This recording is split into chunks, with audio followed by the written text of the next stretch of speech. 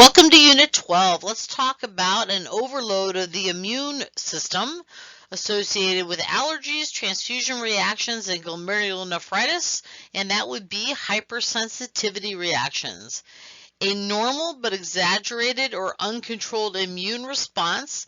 It can produce inflammation, cellular destruction, or tissue injury. When you've been exposed to an antigen a second time, it reveals the existence of sensitization. When evaluating how much time it takes to have a reaction, we term it either delayed or immediate hypersensitivity. Immediate hypersensitivity is antibody-mediated, while delayed hypersensitivity is cell-mediated. The degree of hypersensitivity can be very mild to life-threatening. The source of antigenic exposure is not always known. These atopic illnesses were once one of the first antibody-associated conditions known to have genetic tendencies. Some common allergens would be animal dander, pollen, certain foods like peanuts and shellfish, molds, dust, metals, drugs, and insect stings. Atopy refers to an immediate hypersensitivity mediated by IgE antibody. Allergens, on the other hand, are antigens that trigger an allergic reaction. Being sensitized to an allergen or antigen can actually be good for the host. It provides immunity or protection against an environmental agent. Allergies or hypersensitivities can actually be harmful or unpleasant for the host as well. Hypersensitivity is a higher immune reaction or an overload of the immune response. An allergy is a detrimental effect of immunity, all those annoying little things like watery eyes, itching, and sneezing. Anaphylaxis is a body-wide or systemic effect of mediators released after antibodies react with antigens, and atopy is an allergic reaction affecting parts of the body not exposed to the allergen, a rash and things like that. Atopy is an immediate hypersensitivity reaction mediated by IgE antibody. There are 4 types of hypersensitivity classifications. We've got type 1, which is immediate, type 2, which is cytotoxic, type 3, which is immune complex, and those are all humoral or antibody related, brought about by an antibody reaction. And then finally we have type 4, which is delayed hypersensitivity reaction. It is cell mediated, and it's the interactions of lymphocytes and this is brought about by lymphocytes. There may be some overlapping between type 1, 2, and 3 and type 4 hypersensitivity reactions. A type 1 intermediate or anaphylactic hypersensitivity reaction is one that is, it may take 15 minutes or up to 12 hours for this hypersensitivity type to occur. It is IgE that is produced in response to an allergen. The cell or the target cell that is involved for IgE is the mast cell or tissue basophil. Mast cells are common in connective tissues, lungs, liver, kidney, spleen, and heart. A mast cell is a large tissue cell or a tissue basophil. No complement is involved in class 1 hypersensitivity reactions. Chemical mediators that are modes of reaction would be things like histamine and slow reacting substance of anaphylaxis, which is known as SRSA, or bradykinin. These are all chemical mediators associated with class 1 hypersensitivity reactions.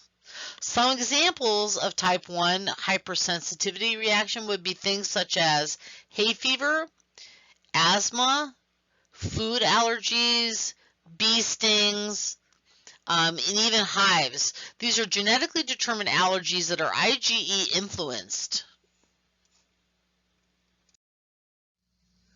And then here I just want to cover the soluble mediators that are released by tissue basophils or mast cells during an immediate type of hypersensitivity reaction. We have histamine that acts in minutes, and it causes smooth muscle contraction of the bronchus. Prostaglandins affect smooth muscle tone and vascular permeability. Histamine increases capillary permeability and increases things like nasal secretions. It also stimulates smooth muscle contraction in the GI tract. We've got SRSA, which is slow-reacting substance of anaphylaxis.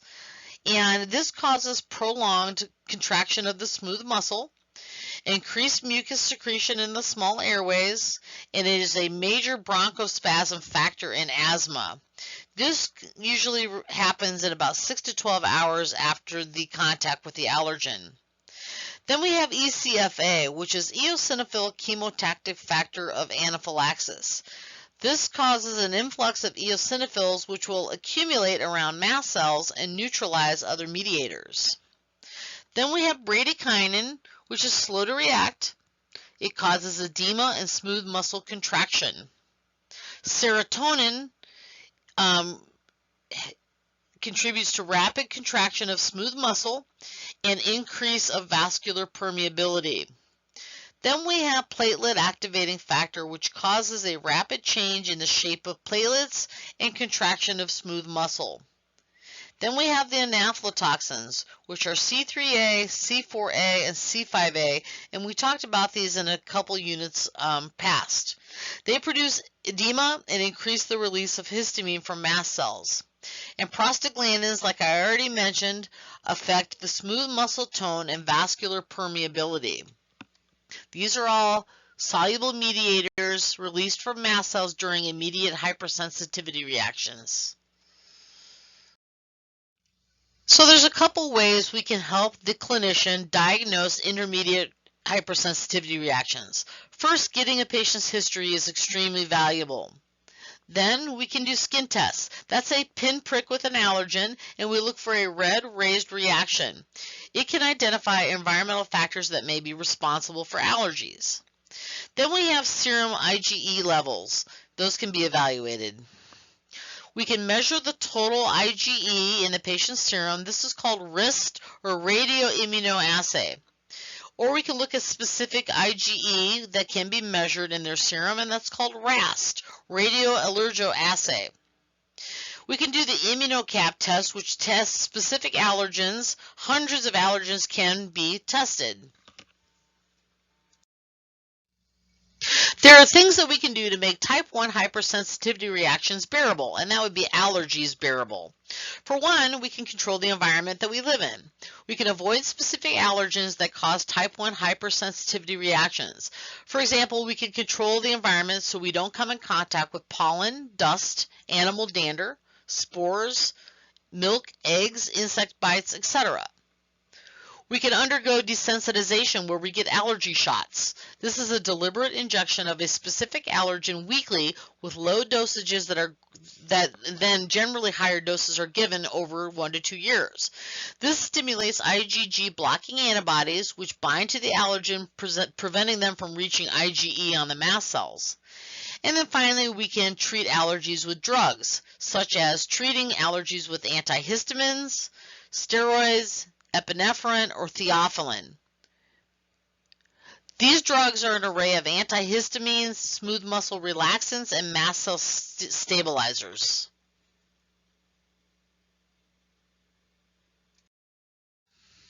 Some signs that allergies are occurring or a type 1 hypersensitivity reaction is occurring would be allergic asthma, allergic rhinitis, and allergic urticaria.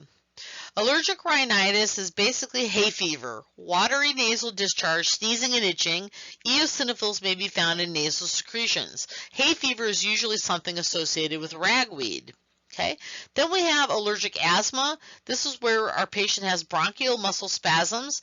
It is a chronic disease of wheezing and shortness of breath, chest tightness, and we have an increase of eosinophils in the blood and in the sputum. And then finally, allergic urticaria is when our patient has hives, welts, and itching. The next type of hypersensitivity reaction that I'm going to cover is called a class 2 cytotoxic hypersensitivity reaction. Here, IgG and IgM are involved, and this is classified by the interaction of IgG and IgM to cell-bound antigen. Red cells, white cells, and platelets are the target cells involved in this type of reaction. Okay, these are cells that are going to be lysed. Complement is involved, and this causes a cell to lyse, and the mechanism of reaction is complement. Examples of type 2 reactions would be things like transfusion reactions, hemolytic disease of the fetus and newborn, hemolytic immunity, autoimmune diseases, and things of that nature. One type of type 2 hypersensitivity reaction is a transfusion reaction. So when a donor and blood products are not compatible, you will see a transfusion reaction. Okay, this is influenced by the number of incompatible red cells that were infused. Okay, there are 4 types of transfusion reactions. These are the 4 types of transfusion reactions. We have non-hemolytic immediate type of reaction and a non-hemolytic delayed type of reaction. And then we have the very serious reactions, including the immediate or acute hemolytic reaction and the delayed hemolytic reaction. Okay? The immediate hemolytic reaction is very serious. It's usually associated with an ABO blood group incompatibility. Here you see intravascular hemolysis, and it only takes 10 to 15 milliliters of the wrong blood type to cause an immediate hemolytic reaction. A delayed hemolytic reaction occurs in the extravascular space. That usually happens 7 to 10 days after transfusion, and there is a low red cell survival rate due to the red cells being coated by IgG antibody. So here the red cell is destroyed in the spleen. Then we've got the non-hemolytic transfusion reactions, including the immediate and the delayed. An immediate non-hemolytic transfusion reaction usually involves leukocyte antibodies or platelet reactions. A delayed non-hemolytic transfusion reaction is usually something associated with graft versus host disease where the recipient is unable to reject the transfused lymphocytes. There are many symptoms of a transfusion reaction. One such symptom is a fever, and then chills, a drop in blood pressure, back pain, especially in the area of the spleen and kidneys, and also shortness of breath. Hemolytic disease of the fetus and newborn is also another type of type 2 hemolytic reaction, or type 2 hypersensitivity reaction. Here we see an excessive destruction of fetal red cells by maternal antibodies. Erythroblast production is increased to compensate for the loss of red cells. The fetus may be aborted, stillborn, or born alive with a hemolytic disorder. Here, an Rh negative mother who carries an Rh positive child produces antibodies to the Rh antigen. These antibodies will pass to the second child in utero. RBCs of the fetus will then start to lyse, and this is called hemolytic disease of the fetus and newborn, or the old name is erythroblastis fetalis. Coombs testing is blood bank testing for type 2 hypersensitivity. We have 2 different types. We've got the DAT, which is the direct antibody test, and the IAT, which is an indirect antibody test. The DAT detects antibodies bound to red cells. If agglutination occurs, then antibodies are bound to the red cells. Here we're looking for pre-existing antibodies from previous pregnancies in the mother. Okay, in the IAT, the indirect antibody test, we use this in prenatal testing for pregnant women to detect antibodies that are against WBCs in patient serum. Serum is incubated with red cells of known antigenicity. If agglutination occurs, the IAT is positive. The testing is for incomplete antibodies. So in the DAT, red cells are coated with antibodies. And in the IAT, the antibodies are freely circulating. The type 3 hypersensitivity reaction is called the immune complex hypersensitivity class. An immune complex is an insoluble complex when there is an excess of antigen or antibody. These react with complement. Neutrophils release enzymes in response to these and destroy tissues. It is triggered by the deposition of circulating immune complexes in tissues, causing inflammation. IgM or IgG are involved in this type of hypersensitivity reaction, and the host tissue is involved as well. Large immune complexes are cleared rapidly by the host, but small ones settle in the tissues, causing inflammation. Complement is involved, and the immune complexes are the mechanism of reaction. Immune complexes are usually deposited in the glomerulus, joints, and lungs, and they interrupt the normal physiological process, resulting in tissue damage. Some examples of type 3 hypersensitivity reactions would be things like serum sickness, systemic lupus erythematosus, and farmer's lung.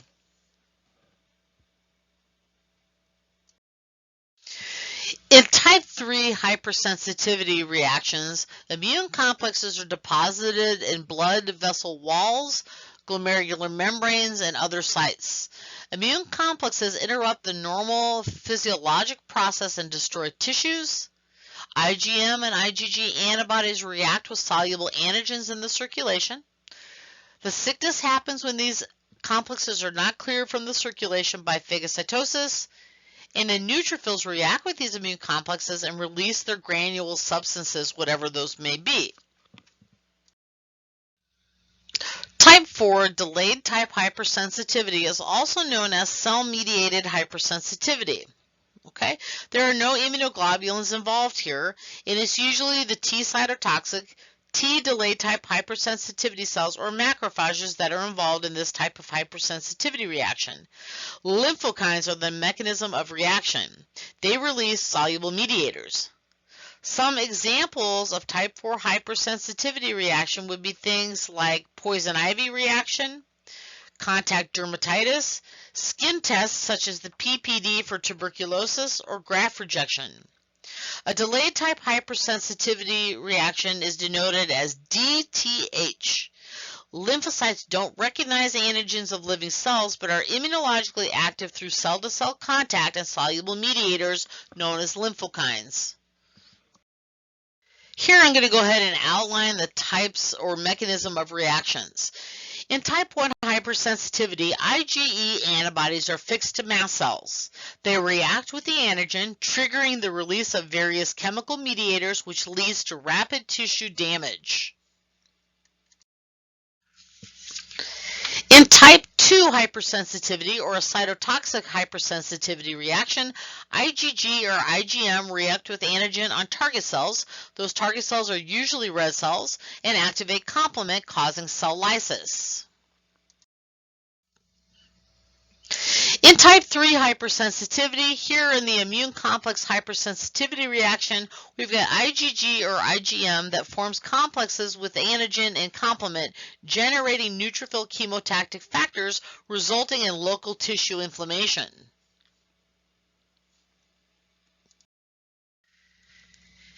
And finally, that brings us to the type 4 delayed type hypersensitivity reaction. This is cell-mediated.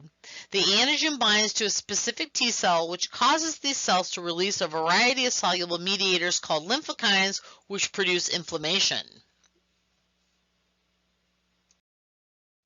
And then here's a nice diagram of the pathogenic immune mechanisms and the types of hypersensitivity and mechanisms of tissue injury and disease. So take a moment to look this over.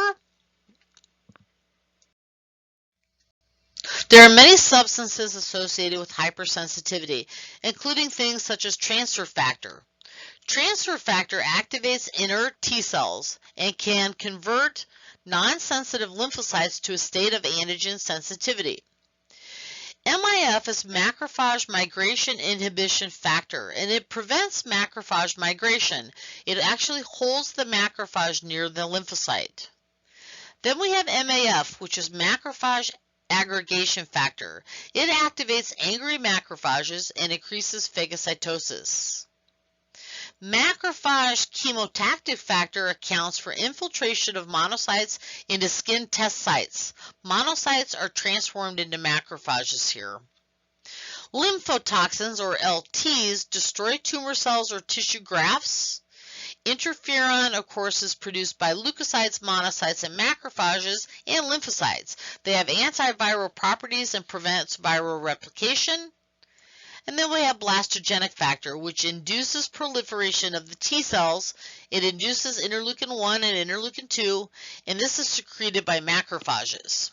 Okay, so if it came to a point on a test where I would ask you to give me examples of the different types of hypersensitivities, could you do it? So if I were to say, what is farmer's lawn, could you tell me if that's a type 1, type 2, 3, or 4? Well, that happens to be a type 3 hypersensitivity. What about allergens? Allergens and hives, penicillin reactions, and hay fever, those are all type 1 hypersensitivities. Type 2 hypersensitivity would be transfusion reactions and hemolytic disease of the newborn. And then type 4 reactions would include things like tuberculosis skin testing, soap allergies, and tissue transplants that are rejected, maybe poison ivy. So those are some examples of different conditions associated with the 4 hypersensitivity reactions. All right, stay tuned for the next unit. Bye-bye.